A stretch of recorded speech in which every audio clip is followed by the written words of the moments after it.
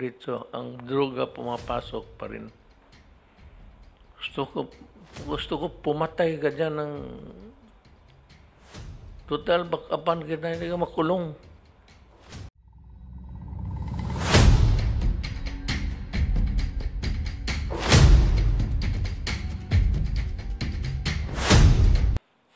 Call the next speaker. Pakilala ko lang sa inyo yung bagong pinong ko na PhilHealth, si Giran. He was the retired director of the NBI. Si Giran, he is a lawyer and an accountant. So, palagay ko, sabi ko sa kanya, the next 2 years will be devoted to fight against corruption.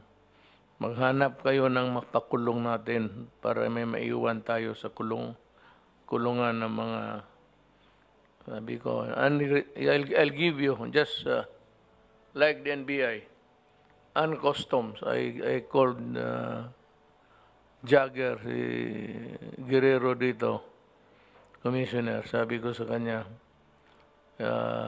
I want to see a reshuffle of the different regional offices within the next 2 or 3 days. That goes for the NBI, pati PhilHealth. Yung mga tao na ayaw tanggalin, bigay mo yung pangalan nila. I will send them a memorandum. I will ask them to report to me dito sa Malacañang. Total, pagkatapos tayo, wala naman ang gamit nito. I will ask them to do a research on how not to serve a government properly. That should be yung thesis na. How not to serve the government properly. You study on that, and yung lahat ng regional vice president, tanggalin ninyo, whether performing at par or in parity with the other good ones. If they are there for so long a time, the element of familiarity always enters the picture. Yan ang mahirap dyan. Kung matagal na, tanggalin na. Yung ayaw magtanggal, ayaw magpatanggal, mag-report kayo dito sa opisina. And anyway, the Secretary of Justice is winding up his investigation. I think that he has seen proof enough to come up with an indictment. I hope that this sad episode in our national life, in our journey towards nation building, will be somehow corrected. Wala na bang ibang magsalita? Delphine, then next is tapos we'll reserve the last slot for the incoming health. Mukhang matapang to. Ang hairline hati na lang yan. Mahusay na to. Senyor Giran, your time. What will you do with the corrupt officials of PhilHealth? Good evening, sir.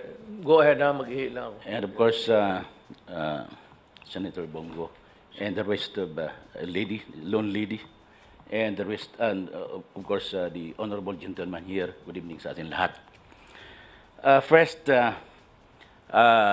I've been hearing about, or rather, I've been listening about hearings conducted by the two chambers in Congress, Senate, and the House of Representatives, I was really aghast about the sorry state of PhilHealth. Corruption here and there.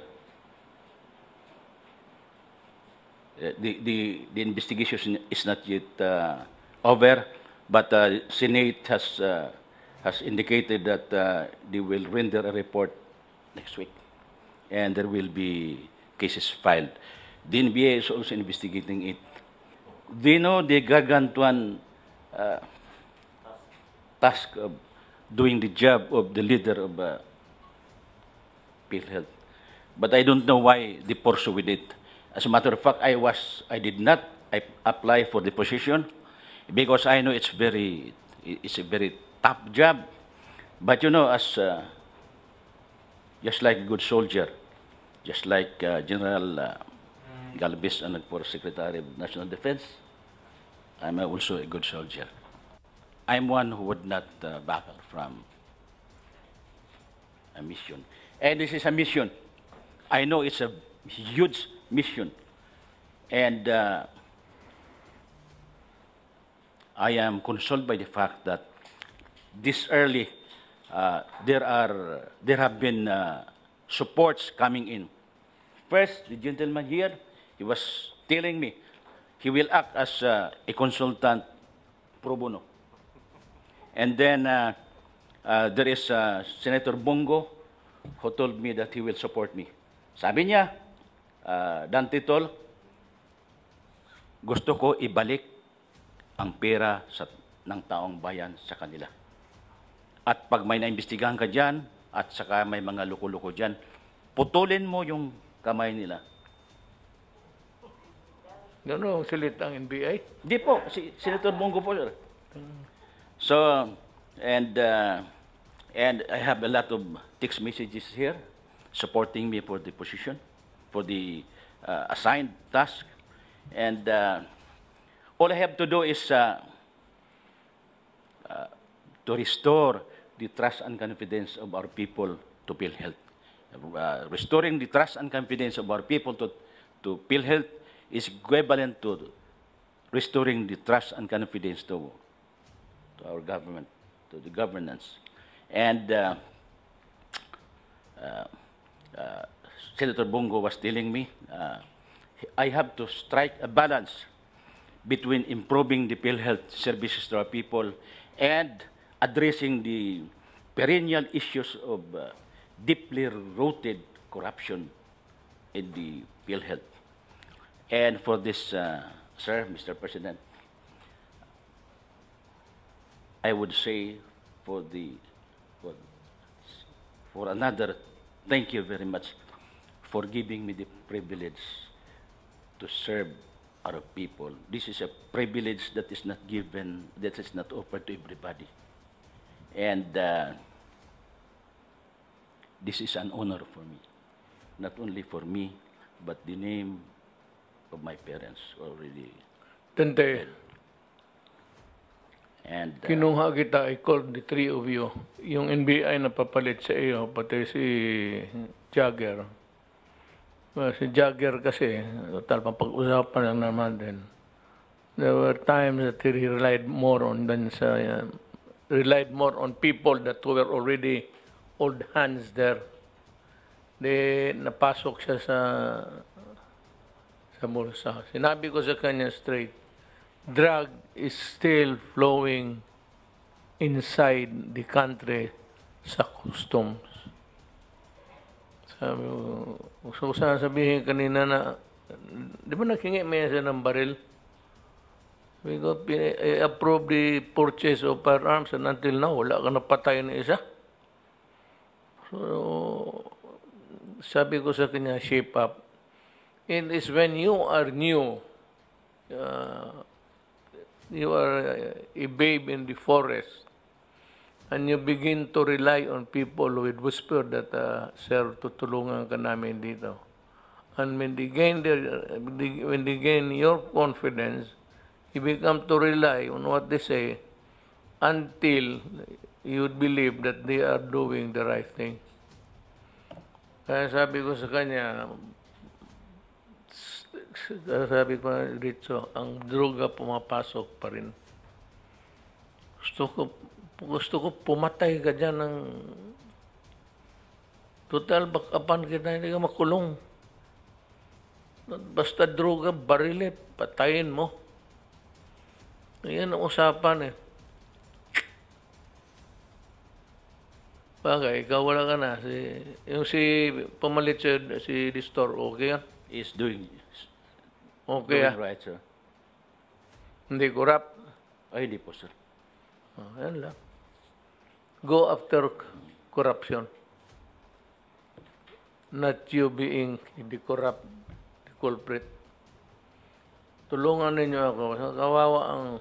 Kawawa ang bayan. Naawa ako talaga sa bayan ko. Believe me, my heart bleeds for my country. Yung unabated corruption and with no end in sight, and another election coming up, and you see the same old faces there. So, the same old bata-bata, kung sino yung mga tao nila. Wala. Patay.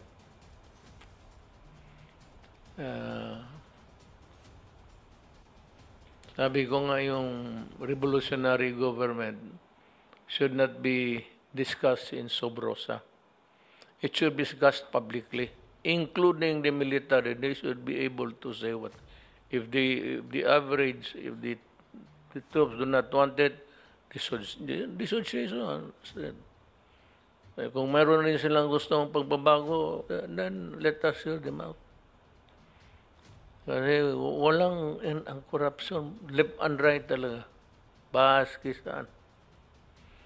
Kaya ang problema ng PhilHealth, Dante, pagdating ng panahon, after so many years sa actuarial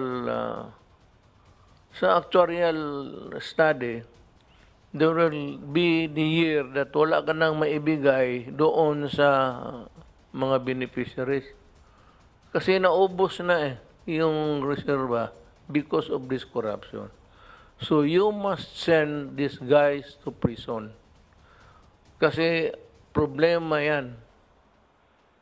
The actuarial study shows that there will at some point in time, wala nang maiwan. Kasi ibayad mo yan sa mga beneficiaries. Kaya sabihin mo, pagtawag mo, huwag na maraming dala. Sabihin mo, putang ina kayo, magtrabaho kayo, letse kayo. Sabi mo ni Mayor, yayariin. Gusto niya, yariin ko kayo. Pati yung diskumpiyado, ayaw. Bigyan mo nga't pangalan kasi paasahin ko dito.